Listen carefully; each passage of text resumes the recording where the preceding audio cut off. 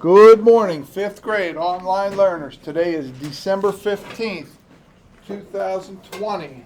And online learners, you may have seen the email that next week we will be doing remote learning, and I will let you know about a schedule of what time you are to log on to see the lesson. Now, we also record that lesson. So in case you don't have a chance to log on, or maybe your parents are using the internet, or you're having internet problems, as long as you get to the lesson sometime on Monday, another lesson Tuesday, another lesson Wednesday. And as far as I know, there will not be a quiz next week. If there is, I'll let you know, but let's plan on no quiz next week. Then we have the Christmas holiday, the winter holiday, however you want to call it. After that, we will be remote again January 4th, 5th, 6th, and 7th. So if all goes as scheduled right now, I'll see you guys on the 11th in person if you come to school. Anyway, yesterday we had a lesson from St. Vincent's, and I asked you guys in the video to watch the St. Vincent's presentation. That is on Google Classroom, and it is recorded if you missed it. Along with watching the St. Vincent's video yesterday on drug and alcohol awareness, I also asked that people at home, if you had a book, read pages C84 to C89. Now, if you didn't have a book, you were just asked to read the study guide. So today I am going to read the book C84 to C89. Some of you don't have the book. That'll be today's lesson. Along with, there's a website summary on Tuesday, Wednesdays, and Thursdays. Okay, uses of soil. Soil supports the growth of crops and other plants. Soil must be protected because mature, nutrient-rich soil takes a long time to form. Soil is a natural resource that is made up of minerals and small rocks, water, gases, and organic matter. The minerals and small rocks are weathered bedrock. The organic matter, called humus, is decayed plant and animal material. Not all soils are alike. Different geographic areas have different types of soil. For example, the soil in the desert will be very different from the soil in a forest. The type of soil a place has depends on several factors. These factors include climate and the types of rocks and organic matter present in the area.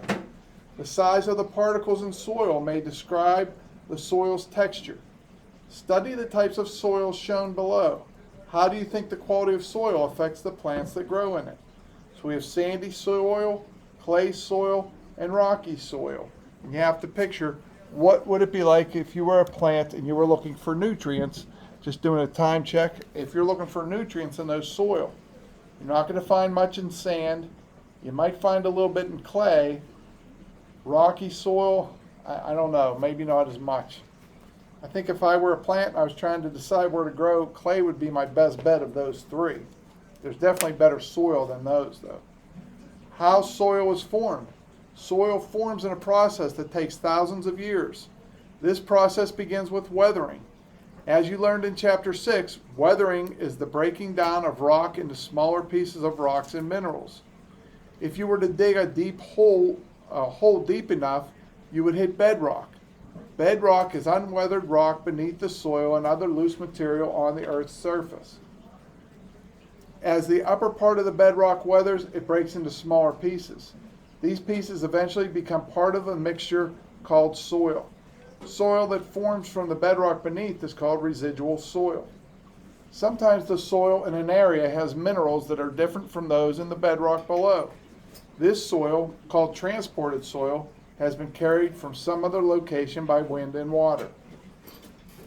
As soil forms, plants begin to grow. After plants and animals die, there remains decay. Rain carries the decayed organic material, or humus, from the surface into developing soil. Humus adds nutrients to the soil. I know this is a long lecture here, guys, but please stay with me as we read through this. Plant roots, insects, worms, and other organisms also help in the development of nutrient-rich soil. Roots grow into the soil and insects and worms burrow in it. They create spaces between the soil particles. These spaces allow air to circulate and more humus to collect. So this picture shows, in our book, shows a lot of organisms digging through the soil and making it nutrient-rich soil. Let me do a time check. And we're at about 5 minutes, so we have time for 1 or 2 more pages.